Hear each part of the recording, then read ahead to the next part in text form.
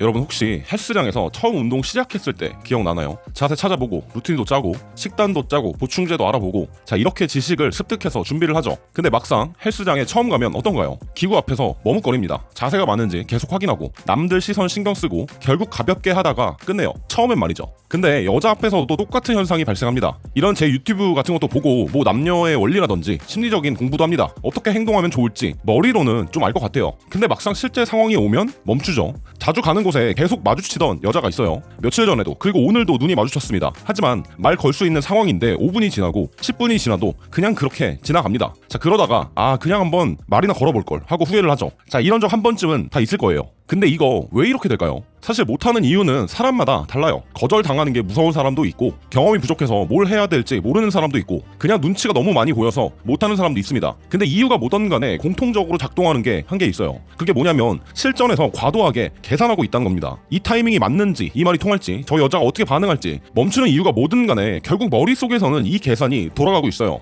그러면서 이런 생각을 하죠. 내가 아직 뭔가를 더 알아야 되나? 하지만 이 생각은 완전히 틀린 방향입니다. 당신이 실전에서 못하는 이유는 아는 게 부족해서가 결코 아니에요. 실전에서 머리가 너무나도 바쁘게 돌아오고 있어서입니다. 혹시 번지 점프 해본 적 있나요? 저는 대학교 때 친구들이랑 빠지 가서 처음 해봤는데 위에 올라가면 뭘 하냐 아래를 내려다 봅니다. 본능적으로 보지 말라고 하거든요. 근데 처음에는 어쩔 수가 없이 봐요. 밑에서 친구들이 손 흔들고 있기도 하고 근데 꼭 올라가서 뛰지 못하고 포기하는 친구들을 보면 그렇게 상상력이 좀 풍부한 친구들이 많더라고요. 줄은 튼튼할까? 뛰면 죽는 거 아니야? 자 이런 식으로 자기도 모르게 머릿속으로 시뮬레이션을 돌립니다. 근데 이 계산이 끝나는 순간이 올까요? 절대 오지 않습니다. 결국 계산을 돌리고 상상할수록 더 못 뛰고 포기를 해요. 오히려 생각을 끊고 그냥 앞만 보고 몸을 던지는 순간에 뛰어지는 거거든요. 내가 마음에 드는 여자에게 말을 거는 순간 그것도 이게 처음이라면 그 여자 앞에서 당신 머리가 딱 이 상태와 비슷합니다. 그리고 이런 여자와 어떻게 데이트를 해도 비슷한 상태가 되는 거죠. 이 타이밍이 맞는 건지 이 말이 통하는지 저 여자가 어떻게 반응할지 자 이 정보들이 전부 불확실하니까 머리가 계속해서 계산만 하게 됩니다. 하지만 말했듯이 아무리 이때 생각을 해도 결론은 나지 않아요. 대부분은 그래요.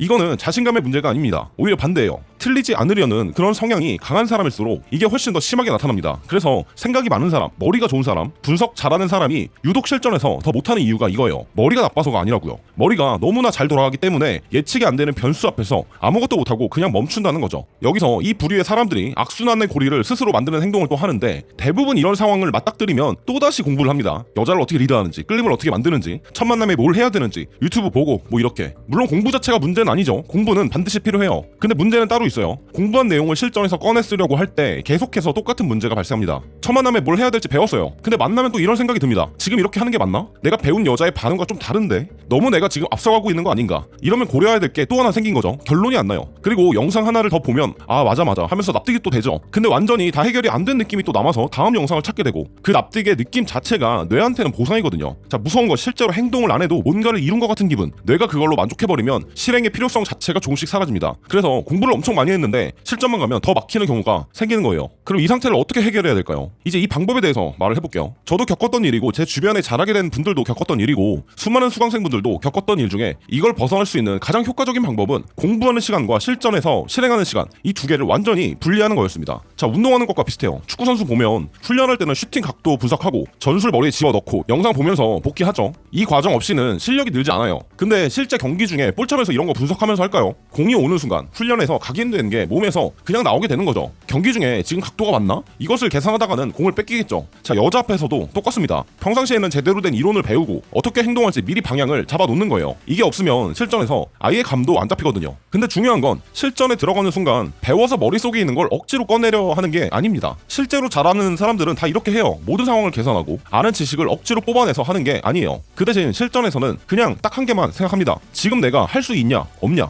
지금 말을 걸 수 있냐 그럼 말을 건다, 하고 싶은 말 그냥 한다, 자리 이동할 수 있냐 이런 거 판단하고 그냥 하는 거예요. 자 이렇게 되면 머리가 계산을 안 하게 됩니다. 결론이 바로 나오고 바로 행동이 나오게 돼요. 자 여기서 오해하면 안 되는 게 아무 생각 없이 들이대라는 말이 아니에요. 전략이 필요 없다는 말도 아닙니다. 평상시에는 공부하고 훈련하다가 실전에서는 판단을 최소화하고 그냥 내재된 방향으로 행동하는 거 이 두 가지가 분리되어 있어야 한다는 겁니다. 그리고 결과가 어쨌든 실전 중에는 같은 방식을 유지하면서 횟수를 늘려요. 여자 반응이 별로여도 방법을 중간에 계속 갈아엎지 말고 최소한의 바이브만 달리하면서 계속해서 실행하는 겁니다. 자 농구할 때 생각해보면 한 번 넣고 한 번 안 들어갔다고 그 자리에서 폼을 바꾸진 않잖아요. 일단 같은 폼으로 계속 던지는 거죠. 폼 교정은 훈련 시간에 따로 하고요. 자, 이렇게 하다 보면 어느 순간 여자를 대하는 게 달라져요. 같은 말과 행동을 하는데 더 자연스러워지고 바로 움직이고 무슨 말을 할지 고민하는 게 아니라 그냥 나오게 되고 눈치 보지 않고 그냥 진행이 됩니다. 자, 이렇게 공부와 훈련 그리고 실전이 분리되면서 횟수가 좀 쌓여야 여자를 대할 때 진짜 자신감이 생겨서 훨씬 더 잘하게 된다는 거죠. 근데 여기서 솔직하게 하나 짚고 넘어갈게요. 그럼 횟수를 늘리는 것만으로도 충분하냐?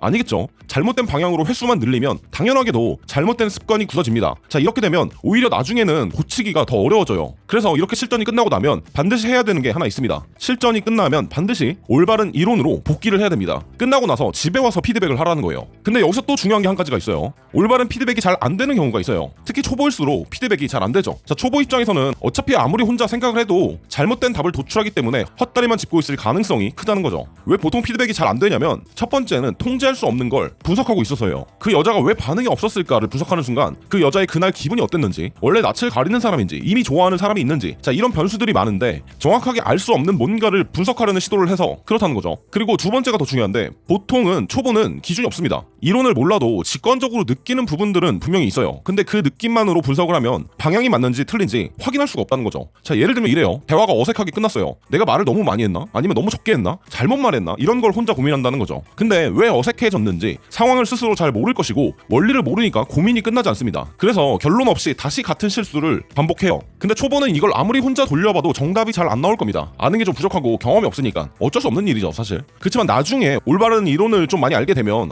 이 타이밍에 이런 반응이 나오는 건 이래서구나. 원인이 명확해지면 다음에 뭘 다르게 해야 되는지가 서서히 보이게 됩니다. 방향이 조금씩 생기게 되는 거죠. 그래서 기본 구조는 이래요. 평상시에는 올바른 이론으로 방향을 잡는다. 그리고 실전에서는 판단을 최소화하고 횟수를 늘린다. 실전이 끝나면 올바른 이론으로 그 상황을 분석하고 다음 실전에 반영한다. 이 사이클이 돌아가야 실제로 바뀌고 점점 더 잘하게 됩니다. 그래서 내가 초보더라도 꼭 혼자서 피드백해보는 습관을 들여야 돼요. 그래야 결국 느리게나마 실력이 올라가게 되거든요. 근데 누구나 그렇지만 우리는 이 단계를 조금 더 빨리 건너뛰고 싶잖아요. 방향이 틀리면 분석도 틀리고 실행 횟수만 늘어날수록 잘못된 습관이 쌓일 수 있으니까요. 그래서 뭘 공부하느냐가 사실 여기서부터는 정말 중요합니다. 그럼 이런 생각이 들 거예요. 그럼 올바른 이론과 방법은 어떻게 알 수가 있는데? 평상시에 어떤 이론으로 방향을 잡아야 되는지, 실전에서 어떤 기준으로 행동을 해야 되는지, 실전 후에 그 상황을 어떻게 분석하고 다음에 반영하는지, 이 세 가지가 연결되어야 선순환 구조가 구성되는데 이걸 혼자 찾으려면 방향이 틀릴 가능성이 높으니까요. 저희 무료 강의에서 다루는 것들이 정확히 이런 겁니다. 처음 만난 여자에게 어떤 순서로 접근하고 어떻게 대화를 이어가고 언제 다음 단계로 넘어가는지, 자, 이런 부분들을 상황별로 전부 쪼개서 알려드리거든요. 단순히 그냥 머리로 아는 상태가 아니라 실전에서 몸이 움직이고 실전 후에 방향이 잡히는 상태로 만드는 게 목표예요. 물론 좀 무료 강의가 길긴 해서 강의까지 볼 시간이 없는 분들은 신청해도 별로 의미가 없겠죠. 볼 시간이 없다? 그럼 제가 영상에서 말했듯이 차라리 실전을 뛰는 게 낫습니다. 둘 중에 한 개만 해야 된다면.